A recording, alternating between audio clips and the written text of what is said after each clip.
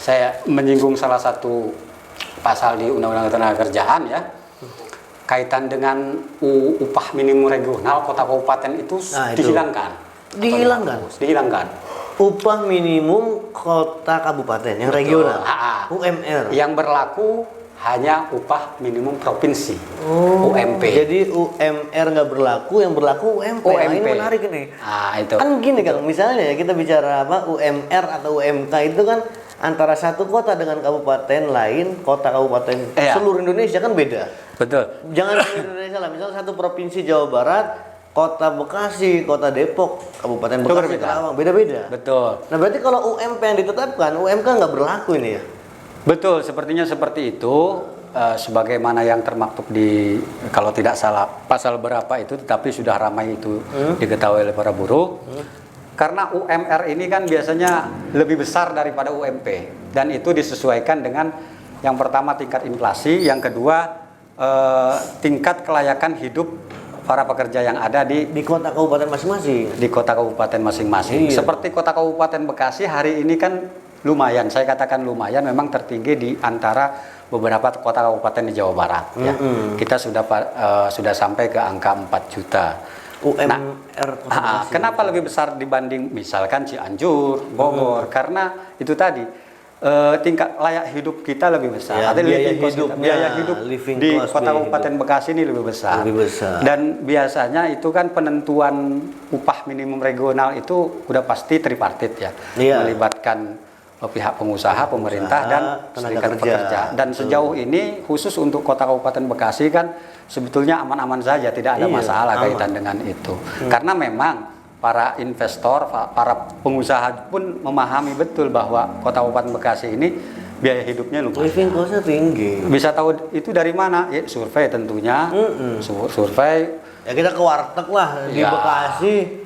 20.000 dapat apa kan begitu. Itu. Terus di kabupaten lain dapat 20.000 itu warteg dapat apa kan kecilnya begitu. Mungkin di Cianjur kita istilahnya bisa makan di warung nasi 10.000 ke bawah. Betul. Sekarang di kota Bekasi nggak mungkin.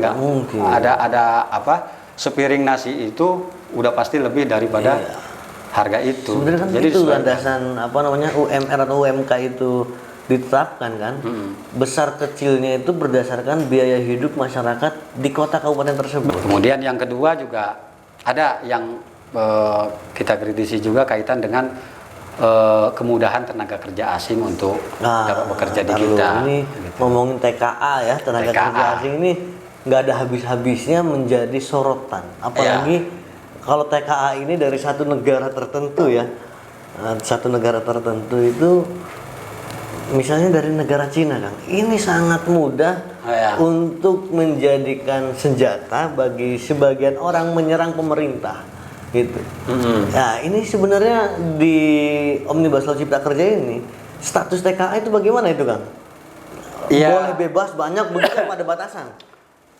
Ya itu yang di luar pemahaman kita kaitan dengan mobilisasi TKA dari asing itu. Kita sudah bisa baca berita-beritanya ya. Hari ini ke Manokwari, kemana kan begitu. Saya berpikir bahwa Omnibus Law Cipta Kerja ini belum disahkan, tetapi sudah ada mobilisasi tenaga kerja asing. Saya nggak tahu payung hukumnya apa, tetapi sejauh ini yang saya baca-baca bahwa ya pemerintah dalam hal ini Kementerian Investasi dan Kemaritiman mengatakan bahwa memang sektor terkait itu membutuhkan gitu. Artinya yang hari ini perusahaan yang memobilisasi tenaga kerja asing itu kan membutuhkan tenaganya itu. Ini spirit daripada harapan kita, Undang-Undang Omnibus Law Cipta Kerja ini paling enggak mengindahkan daripada aturan yang ada di Undang-Undang Dasar 1945. Ya, gitu. Karena kan itu payung tertingginya itu kan. Payung tertingginya itu. Artinya jangan sampai itu spiritnya keluar daripada spirit Undang-Undang 1945. Sepakat itu. Misalkan di pasal 33 ya, kita bisa baca bahwa bumi, air, darat dan udara kekayaan alam itu dipergunakan oleh negara untuk kemanfaatan kesejahteraan masyarakat. Nah, kan spiritnya itu. Ya artinya di tengah masyarakat kita yang hari ini katanya pengangguran masih banyak kan gitu ya. Kemudian tingkat ekonominya masih ke bawah, masih di bawah. Nah ini berangkat dari spirit itu tentunya pemerintah harus memahami kemudian bahwa Undang-Undang Omnibus Law itu memberikan legitimasi untung dan manfaat untuk yang saya katakan tadi, yaitu karena menurut data katanya sampai hari ini ada 7 juta pengangguran kita. Nah itu kan makanya Nah kaitannya dengan tenaga kerja asing, ya ironi kemudian masyarakat kita masih banyak yang nganggur, didatangkan, akan begitu. Kira-kira begitulah. Kecuali gini ya, mungkin dia tenaga asing itu punya spesifikasi keahlian yang nggak dimiliki oleh tenaga kerja Indonesia. Kecuali itu. Kalau sekedar buruh lepas yang orang Indonesia juga mampu kan sebenarnya nggak perlu dari luar dulu kan, begitu memprioritaskan orang kita dulu. Nah kembali tadi kalau ke undang-undang untuk kekayaan alam untuk kesejahteraan masyarakat Indonesia. Silakan. Nah ini kan ironinya tadi yang Ali sampaikan. Sejauh ini kan kekayaan alam kita itu sedikit banyaknya dimanfaatkan oleh beberapa orang. Ya bisa jadi orang yang memanfaatkan orang Indonesia juga, tapi kan hanya segelintir Kang. Nah masyarakat umum yang banyak itu belum tentu dapat merasakan manfaat alam kita. Itu maksud saya di situ. Dan itu masuk ya itu yang kemudian juga banyak dikritik oleh publik kaitannya dengan ini. Jadi suara-suara di luar mengatakan bahwa wah nanti ketika RUU Omnibus Law ini disahkan ini akan merugikan di sektor lingkungan ekologi kita. Betul. Kekayaan alam kita gitu. Dan karena dikorelasikan dengan kita sejauh ini berpikir investor. Investor ini kan ketika kita mindset kita berpikir bahwa investor ini pasti orang asing. Asing. Karena diakui atau tidak sejauh ini yang memiliki kapital banyak itu ya asing. Dan itu juga kemudian menjadi alasan bagi Pak Jokowi itu ya kaitan dengan cipta kerja ini, ketika asing datang ke kita ini dipersulit, padahal intinya mereka ingin menanamkan modal kan begitu. Ya mungkin kita yang berpikir tidak ada salahnya seperti itu, hanya saja kemudian apakah mempunyai korelasi dengan tidak melanggar Undang-Undang 1945 kita, begitu kan?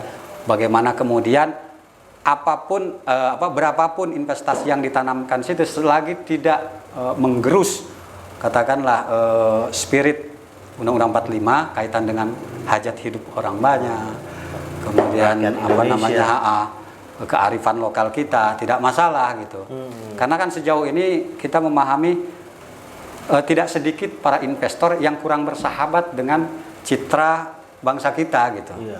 Nah Kang, tadi itu saya menarik untuk bicara tentang keterlibatan pemerintah daerah, bukan keterlibatan, artinya malah imbas dari Omnibus Law ini kayaknya pemerintah daerah juga bakalan kena imbasnya selain buruh tadi ya, karena kaitan sama izin investasi, izin perusahaan itu dari yang disampaikan Kang Khalid pengen ditarik ke pemerintah pusat semua. Berarti pemerintah daerah sudah tidak ada wewenang di situ gitu.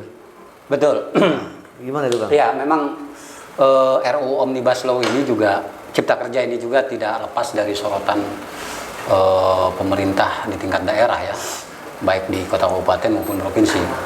Karena memang setelah saya sedikit mempelajari terkait bab atau pasal-pasal yang ada, itu sebagian besar menghapus atau menghilangkan peran atau kewenangan pemerintah daerah di berbagai sektor, khususnya kaitan dengan perizinan usaha dan investasi. Betul, berarti semua terpusat, sentralisasi oleh pemerintah pusat. Betul, semua sekarang ditarik ke pemerintah pusat.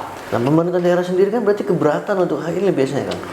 Iya, sejauh ini kita belum dengar ya pemerintah daerah ini secara eksplisit mengumumkan keberatannya. Yang kita khawatirkan nanti setelah disahkannya undang-undang ini muncul gejolak. Malah ramai jadinya ya. Tetapi walau bagaimanapun kan pemerintah daerah itu secara hierarkis ya struktur negara di tingkat bawah ya, pemerintah pusat. Ya mungkin secara secara regulasi berundang-undangan itu sah-sah saja. Sah saja ya, tidak mengganggu undang-undang otonomi daerah itu. Nah, itu problemnya karena juga undang-undang otonomi daerah seperti Undang-Undang 23 2004 juga salah satu yang terpapar atau yang direvisi di undang-undang di rancangan undang-undang Omnibus Law ini. Oh, jadi termasuk di dalamnya membahas tentang otonomi daerah itu Betul. lagi di Omnibus Law. Terutama kaitan dengan sektor perizinan usaha dan investasi itu tadi. Iya. Jadi izin-izin usaha apapun itu ditarik ke pemerintah pusat. Ya. Pemerintah pusat dalam hal ini presiden, wakil presiden dan. Jadi nanti pemerintah daerah itu sifatnya rekomendasi atau bahkan tidak ada sama sekali peranan mereka di situ. Nah, itu sedangkan mereka kan yang punya wilayah gitu kan gitu. di situ. Tetapi seringkali saya baca dari beberapa pasal yang ada di situ ketika ada penghilangan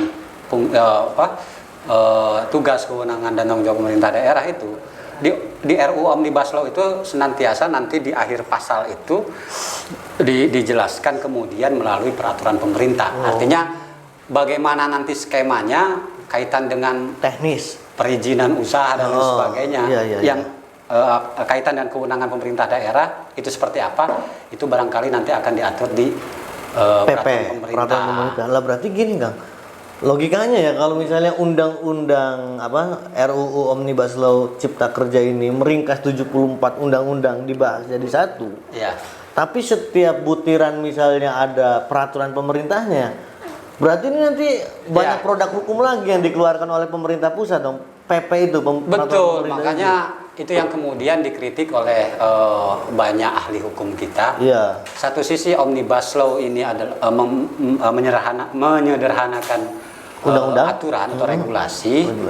Pada saat yang bersamaan menghasilkan peraturan pemerintah yang begitu banyak. Lah, iya. Begitu. Benar. Nah, artinya belum lagi ini kan kita juga eksekutif happy lah. Lah, gitu kan, benar. pada akhirnya kan seperti itu. Begitu. Legislatif membahas undang-undangnya, tapi peraturan pemerintah kan PP-nya itu kewenangan eksekutif. Mungkin barangkali nanti skemanya akan diberikan ke menteri terkait mungkin ya, kaitan dengan pembahasan peraturan bidangnya masing-masing kan. Ya. Jadi ya saya ulangi, satu sisi RUU Omnibus Law Ciptaker ini menyederhanakan atau mensimplifikasi daripada undang-undang yang ada, tetapi pada saat yang bersamaan menghasilkan banyak PP, aturan-peraturan pemerintah gitu, atau peraturan pemerintah. Nah, berarti kan artinya tadi pemerintah daerah itu sedikit banyaknya juga pasti sama-sama mempelajari ini. Iya. Nah, cuman gejolaknya sejauh ini belum terlalu signifikan. Iya, karena begini, mungkin alasan pemerintah pusat banyak ketika misalkan begini skemanya, Omnibus Law ini berlaku, otomatis peraturan yang ada, undang-undang yang terpapar itu tidak berlaku lagi. Ya. Terkait bab atau pasal terkaitnya, ya. Gitu. Termasuk perda-perda. Dan alasan Pak Jokowi di sini membuat RUU Omnibus Law itu salah satunya juga dirasa ada tumpang tindih dan ketidakharmonisan undang-undang sektoral menjadi hambatan utama untuk menciptakan iklim investasi itu. Undang-undang atau aturan sektoral ini ya bisa perda itu yang dibuat oleh pemerintah daerah. Perwal ya. Gitu. Jadi sederhananya ada pengusaha mau menanamkan modalnya di salah satu kota kabupaten, ternyata ada perda, ada aturan-aturan yang implikasinya banyak yang harus menghambat. Padahal oleh pemerintah pusat anggaplah sudah deal atau sudah clear urusan peraturan yang berlaku di pemerintah pusat. Tapi ketika masuk ke pemerintah daerah, ternyata ada aturan yang mereka itu masih belum bisa menempuh atau masih menjadi hambatan gitu ya. Iya, otomatis sudah tidak berlaku lagi sudah tidak berlaku lagi ketika RUU Omnibus Law ini disahkan menjadi undang-undang, otomatis aturan di bawahnya seperti tadi sebenarnya ada positifnya juga kalau kondisinya seperti itu ya.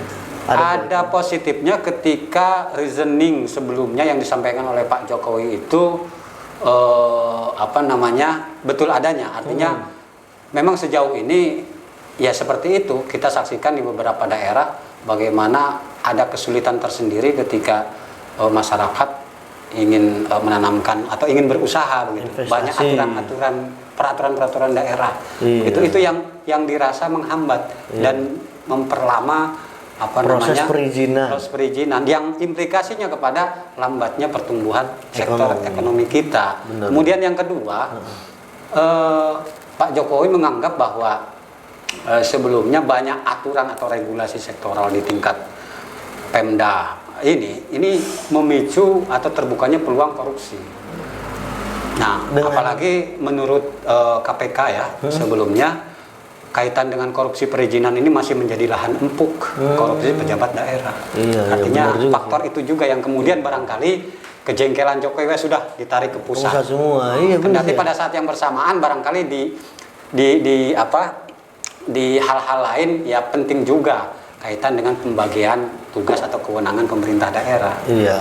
Tapi secara eksplisit yang kita baca di situ pasal per pasal itu berdiri sendiri bahwa di situ jelas menghapus kewenangan pemerintah daerah begitu. Itu masih banyak dan sebagian besar saya pikir RUU Omnibus Law ini memang menghilangkan peran pemerintah daerah khususnya kaitan dengan perizinan usaha dan investasi. Ya memang tadi karena di awal kita bahas pasal yang banyak dibahas itu yang sampai 80 pasal kalau nggak salah tadi ya. Itu tentang investasi. Betul. Nah ini kita nggak tahu nanti pengaruhnya terhadap PAD bagaimana kemudian. Masing-masing kota kabupaten kan juga banyak berharap dari pendapatan asli daerah itu kan. Betul. Nah itu kalau misalnya sudah ditarik semua PAD juga udah jadi wewenangnya pemerintah pusat. Bagaimana pemerintah kota kabupaten provinsi bisa membangun wilayah nanti masing-masing? Skemanya itu seperti kayak kalau sekarang kan ada istilah dana bagi hasil itu Kalau itu kan yang ada sekarang ini pada sektor-sektor tertentu ya seperti migas, kemudian pajak kendaraan bermotor dan lain sebagainya. Apakah di sektor yang lain juga seperti itu atau bagaimana? Ini yang belum kita ketahui secara pasti begitu. Karena tadi kembali untuk secara teknis akan dijelaskan dalam peraturan pemerintah. Ini bisa ribuan itu PP-nya itu. Wah kan itu. Undang-Undang 74 disederhanakan jadi satu undang-undang. Tapi peraturan pemerintah yang dikeluarkan sampai ribuan. Nah, ini kan malah jadi lebih banyak lagi produk pemerintah, produk aturan. Betul, dan ya tentunya ini harus menjadi perhatian bagi dewan-dewan kita di Senayan ya. Bagaimana kemudian bisa mengawal ini simplifikasi dari undang-undang ini ya bisa efektif gitu kan. Tapi juga ya PP ini lagi-lagi eksekutif happy karena eksekutif yang punya gawe kan nanti PP. Legislatifnya ya udah bahas undang-undang aja. Selanjutnya serahkan kepada eksekutif. Nah untuk bicara imbas atau efek terhadap objek dari undang-undang ini tadi yang kita sudah bahas bahwa buruh ini termasuk objek yang sangat reaktif terhadap RUU Omnibus Law ini. Betul.